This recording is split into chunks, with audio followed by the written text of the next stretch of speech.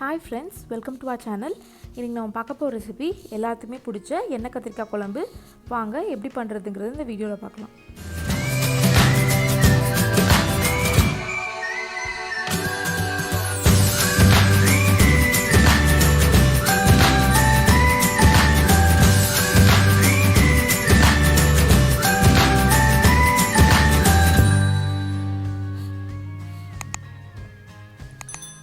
ஒரு pan heat பண்ணிட்டு அதில் ஒரு 3 டேபிள்ஸ்பூன் அளவுக்கு நல்லெண்ணெய் ஊற்றி சுட வச்சுக்கோங்க.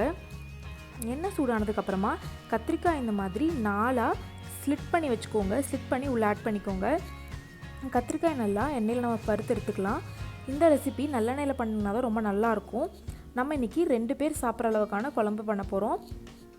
கத்திரிக்காய் ஃப்ரை ஆனதுக்கப்புறம் வெளியே எடுத்து வச்சுருங்க. அதுக்கப்புறம் அதே எண்ணெயில் ஒரு 3 பல் பூண்டு, ஒரு 1/2 இன்ச் அளவுக்கு இஞ்சியை நறுக்கி வச்சுருக்கேன். அதையும் ஆட் பண்ணி நல்லா பொரிய விட்டுக்கலாம். இது நல்லா பொரிஞ்சதுக்கப்புறமா ஒரு 10 சின்ன வெங்காயம் ஆட் பண்ணிக்கலாம். அது கூடவே ஒரு 1/2 பெரிய வெங்காயம் நறுக்கி வச்சுருக்கேன். அதையும் ஆட் பண்ணிக்கலாம். ஆட் பண்ணி நல்லா வதக்கி விட்டுக்கோங்க. இது கூட 2 தக்காளி ஆட் பண்ணிக்கலாம். ஆட் பண்ணிட்டு தேவையான அளவு உப்பு ஆட் பண்ணிக்கோங்க. உப்பு ஆட் பண்ணி நல்லா வதக்கி விட்டுக்கோங்க. இதை நம்ம ஒரு நல்ல பேஸ்ட்டாக அரைச்செடுக்க தான் போகிறோம். அதனால ஓரளவுக்கு வதங்கினா போதும். இது கூட ஒரு 4 வரமிளகா ஆட் பண்ணிக்கோங்க. அப்புறம் ஒரு 2 டேபிள் ஸ்பூன் அளவுக்கு துருவின தேங்காய் ஆட் பண்ணி நல்லா வதக்கி விட்டுக்கோங்க. தேங்காய் ஓரளவுக்கு வதங்கினதுக்கப்புறமா நம்ம இதெல்லாம் மிக்ஸி ஜாருக்கு ட்ரான்ஸ்ஃபர் பண்ணி நல்ல ஒரு பேஸ்ட் மாதிரி அரைச்சி எடுத்துக்கலாம்.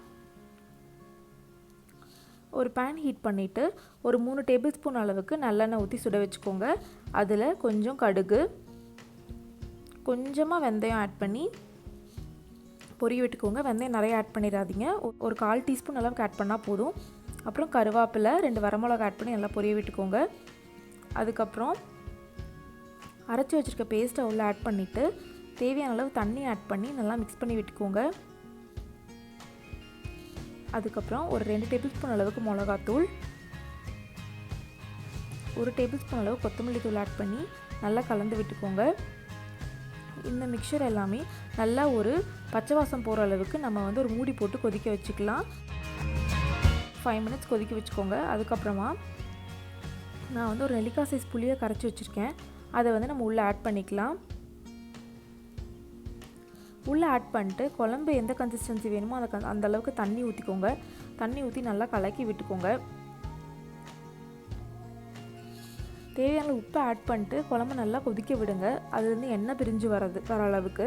இப்போ பாருங்கள், எண்ணெயெல்லாம் ஓரளவுக்கு நல்லா பிரிஞ்சு வந்துடுச்சு. இந்த நேரத்தில் நம்ம கத்திரிக்காய் உள்ளே ஆட் பண்ணிக்கலாம். கத்திரிக்காய் உள்ளே ஆட் பண்ணிவிட்டு ஒரு லைட்டாக கலக்கி விடுங்க. ரொம்ப கலக்கினீங்க கத்திரிக்காய் உடஞ்சிரும். அதனால் ஓரளவுக்கு லைட்டாக கலக்கி விட்டுக்கோங்க. கலக்கி விட்டுட்டு குழம்பு இன்னும் நல்லா கொதிக்க விடுங்க. ஸோ நல்லா எண்ணெய் பிரிஞ்சு வரட்டும். பாருங்கள், இப்போ நல்லா எண்ணெய் பிரிஞ்சு வந்திருக்கு. குழம்பு நல்லா கொதிச்சிருச்சு. இந்த கன்சிஸ்டன்சி வரும்போது நம்ம அடுப்பு ஆஃப் பண்ணிக்கலாம். நம்மளோட சூப்பரான டேஸ்டியான எண்ணெய் கத்திரிக்காய் குழம்பு ரெடி ஆகிடுச்சு. இந்த ரெசிபி உங்களுக்கு பிடிச்சிருந்ததுன்னா நீங்களும் உங்கள் வீட்டில் ட்ரை பண்ணி பாருங்கள். நம்ம சேனலுக்கு லைக் பண்ணுங்கள், ஷேர் பண்ணுங்கள், சப்ஸ்கிரைப் பண்ணுங்கள். மறக்காமல் அந்த பெல் பட்டனையும் கிளிக் பண்ணிக்கோங்க. தேங்க்யூ.